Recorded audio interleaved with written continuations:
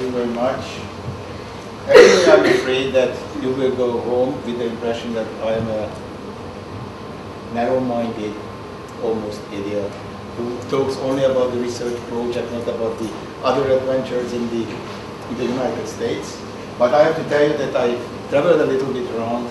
I spent a couple of long weekends in New York City, which is close to Philadelphia. One of the greatest adventure for me was that I bought a very decent bicycle, and I always bike around in Philadelphia, which is an ideal city for biking. But even on the train, I took the bicycle to New York City and introduced bicycling around in Manhattan, which was another great experience. But I'm really trying to focusing on the project, what I did, because I felt that that's a great challenge to introduce you to a biomed or clinical-oriented biologic project as shortly to introduce such a project to a completely, how should I say, mixed audience. I'm not sure if I will succeed. So first, the disease, what attracted me to Philadelphia. This is pseudoxanthoma elasticum, a complex disease, a rare genetic disease, where the skin, the eye, and the arteries of the body became calcified. And the good news that this is a rare disease. I don't think that there are more than a couple of thousand patients around the world. Other good thing is that comparing to other genetic diseases, this is a medium serious. So the life expectancy of the patients are not shorter than the general population, although they suffer of visual loss in their fourth or fifth decade of life. Now you would ask why it is so important, or why researchers spend time and the government lots of money on studying these so-called infant diseases or rare diseases for that couple of thousand patients.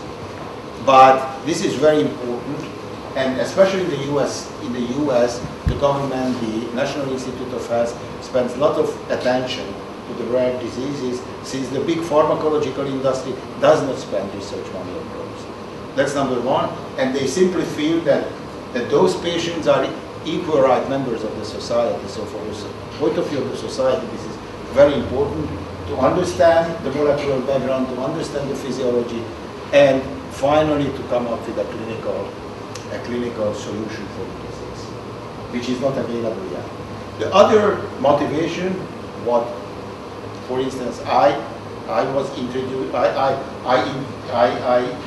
included in, on top of this social aspect, is that from the point of view of human physiology, a genetic rare disease like this is a fantastic model of human physiology, because here only one gene is missing, and we can learn a lot about the function of such a gene studying those patients, or even animals, if we can create such type of genetically modified animals.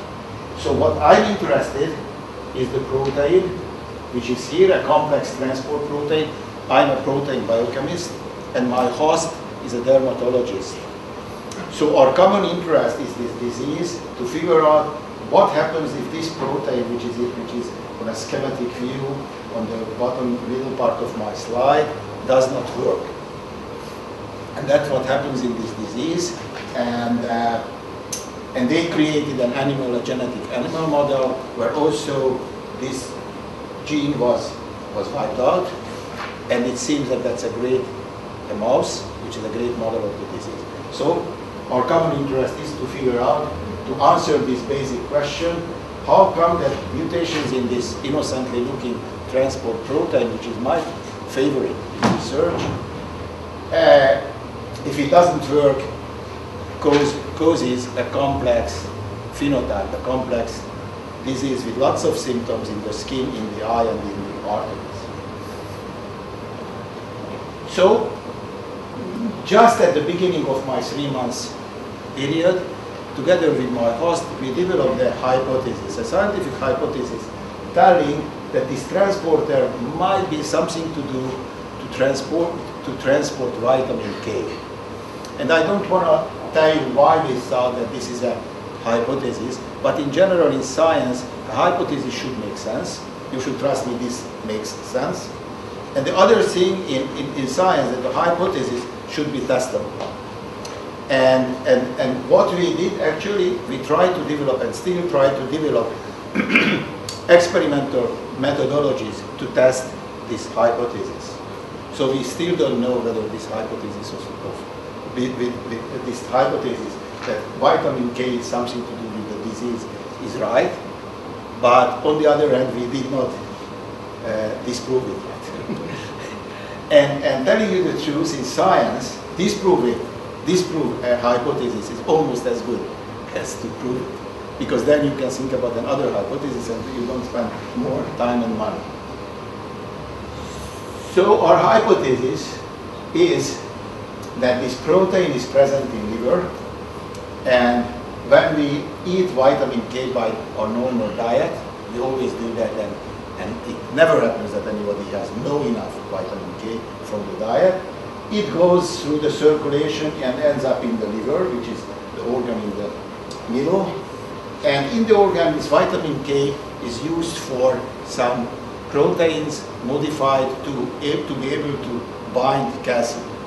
And that's very important for our blood clotting system, which is okay in our patients. But then somehow from the liver, vitamin K, what we eat, or any kind of metabolite of vitamin K, comes out from the liver by an unknown mechanism, but it should come out, and gets again into the circulation and goes all over in our body. And I want to remind you that the symptoms of the disease are all over in the body, but not in the liver. So our hypothesis was that the transporter in the liver does not work. Oops, I'm sorry. Does not work in those patients and does not work in the animal model. And the right form of vitamin K, which we still don't know which is the right metabolite, which is the right chemical form of vitamin K, cannot go to the arteries, to the skin, to the eye. And what we call periphery. And at the periphery, vitamin K again is needed to convert specific proteins from an inactive form to an active form and to be able to bind calcium. And as I told you, the major problem in this disease is calcification, mineralization of the artery walls and other soft tissues. Therefore, we thought that maybe it's something to do with vitamin K. So what I did, and probably I was mostly enthusiastic about this 3-month stay, that I could do a lot of work in the laboratory. Where I'm working now, I'm head of a laboratory at that institute you mentioned, and because of lots of administration, grant writing, report writing, paper writing, and just discussing the research of my students, I cannot go to the lab to work by my own hands. But whenever I go to the States, I can do that, and I enjoy it.